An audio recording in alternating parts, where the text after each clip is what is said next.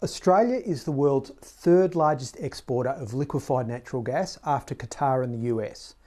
Although vast amounts of gas are being exported, it's not Australians exporting the gas, it's a handful of predominantly foreign-owned gas corporations. This is important for two reasons. Firstly, it means these foreign-owned companies control one of Australia's main energy resources, and secondly, the windfall profits they make exporting our gas flow almost entirely to their overseas owners.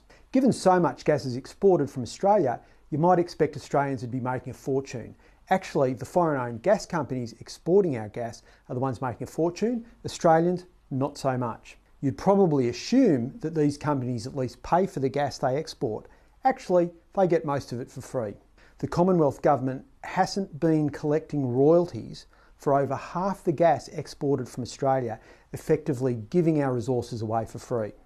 Royalties are the payment companies should be making to Australians for our resources, similar to how a builder pays for building materials as well as paying tax. Of the 7 big offshore gas export projects operating in Australia, only one, the North West Shelf, pays any royalties at all on the gas it exports.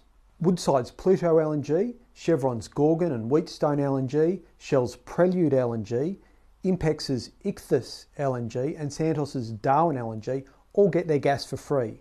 Overall, 56% of Australia's gas is being given away to these companies royalty-free, including 73% of the gas exported from Western Australia. They not only get their gas for free, but most pay no petroleum resource rent tax. And to add insult to injury, these companies often pay no company tax either. If you paid more than $30 income tax in 2020 to 2021, you paid more tax than Chevron, Woodside, Exxon, Impex, Santos and APLNG paid on $59 billion of income. This isn't the case in other countries. Other big oil and gas exporting countries like Qatar and Norway collect far more tax than Australia for the export of their oil and gas.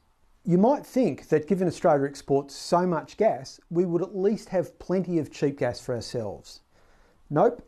These companies export 80% of our gas, use more gas just running their export terminals than all the gas power stations in Australia, price gouges for our own gas, and then try and pressure governments to approve their massive new climate-destroying export projects, knowing full well that it'll make no difference to the amount of gas available to Australians. Weirdly, the Australian government just released a 67-page future gas strategy that didn't even mention how Australia might raise more taxes and royalties from the gas industry, or how we could stop them price gouging us for our own gas. You might be wondering how we got into this situation. Well, maybe it's because our governments are too close to the gas industry. They should be working for us, not these foreign-owned gas companies.